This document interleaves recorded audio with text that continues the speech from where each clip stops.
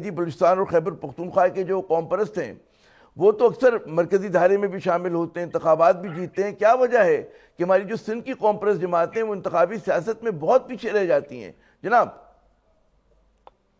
جی اب مسئلہ یہ ہے کہ آپ بالکل صحیح آپ نے نشاندہی کی ہے سوال کی.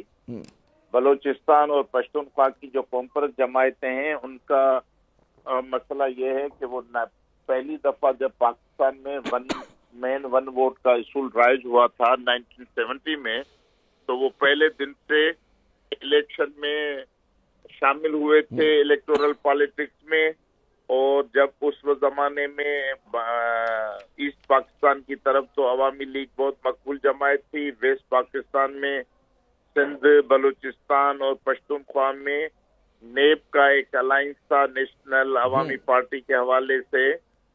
تو سارے جو قوم پرست رہنما تھے وہ نیب کے پلیٹ فارم سے الیکشن لڑے تھے. بلوچستان میں بھی جیت کر آئے تھے، پشتونخوا میں بھی جیت کر آئے تھے، لیکن سندھ میں سائیں جی ایم سید صاحب جو تھے وہ تنہا اپنی قومی اسمبلی کی سیٹ لڑے تھے اور وہ ہار گئے تھے. اس کے ہارنے کے بعد جو ہے وہ جی ایم سید صاحب جو تھے وہ سندھو دیش کے فلسفے پہ چلے گئے تھے اور قوم پرست سیاست کو پارلیمنٹ سے بالکل علیحدہ کر دیا تھا، جس وجہ سے بہت سالوں کا گیپ آ گیا. تو لوگوں کی جو ذہن سازی تھی کہ پارلیمانی سیاست جو ہے وہ صرف جاگیردار پارٹیاں جو بھی ہیں وفاقی پارٹیاں وہ سیاست میں حصہ کریں گی اور قوم پرست سیاست جو ہے وہ صرف نعرے بازی کرے گی، جیل کھائیں گے اور جو قومی مسائل ہوں گے ان کے لیے جدوجہد کریں گے.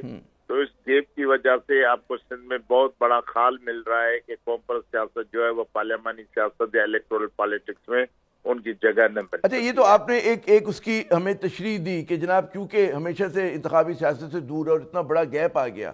اس کو ایک اور بھی زاویے سے دیکھا جا سکتا ہے کہ جو سندھ کا ووٹر ہے، دیہی سندھ کا ووٹر ہے خصوصاً، اور ظاہر شہری سندھ کے بھی، وہ وفاق پرست رہے. انہوں نے ہمیشہ وفاقی جماعتوں کو ووٹ دیا.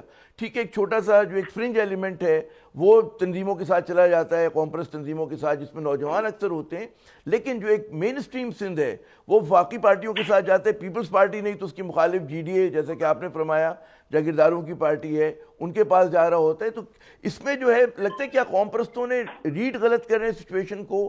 وہ جو سندھ کا ووٹر ہے وہ کچھ اور سوچ رہا ہے اور قوم پرست اپنے ریڈیکل نعروں کے ساتھ کوئی اور بات سوچ رہے ہیں. جی نہیں، اس میں یہ ہے کہ آپ دیکھیں گے کہ ہم نے بہت بڑا سیاست کو ماڈیفائی کیا. پہلی دفعہ یہ ہوا ہے کہ سندھ ترقی پسند پارٹی نے ہماری طرف سے ہم نے کہا کہ یہ قوم پرست جو انتہا لائن ہے کہ پاکستان کے وجود کو تسلیم نہیں کرنا یا سیپریشن کی سیاست کرنا، تو ہم نے تو 94 سے لے کر اس سیاست کو ترک کیا اور پارلیمانی سیاست کا راستہ اختیار کیا.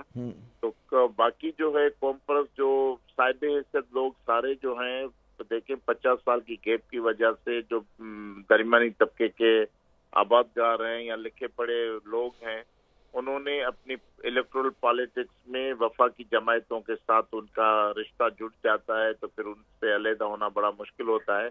تو ابھی ہم نے جا کر لوگوں میں یہ سوجھ بوجھ پیدا کی ہے کہ اصل میں جو سندھ کے لوگوں کے مسائل ہیں وہ جاگیردار سیاست کی وجہ سے، نہ قوم پرست سیاست مسئلہ ہے نہ وفاقی سیاست مسئلہ ہے. یہ جاگیردار قیادت جو ہے جو جمہوریت کے نام پہ وفاقی سیاست پر قابض ہے اور جاگیرداروں کی سیاست میں مضبوط قبضہ اور حصے داری جو ہے جس وجہ سے سندھ کے بہت بڑے سیاسی معاشی مسائل ہیں وہ حل نہیں ہو سکے. تو یہ بہت ضروری ہے کہ جاگیردار سیاست کو خیر بات کہا جائے اور مڈل کلاس سیاست جو ہے اس کو مضبوط کیا جائے. تو یہ بڑی آپ نے اہم بات کی قادر مکسی صاحب. آپ نے کہا جی متوسط طبقے کی سیاست کو مضبوط کرنا چاہیے. سبسکرائب کریں اور بیل دبائیں تاکہ کوئی خبر رہ نہ جائے.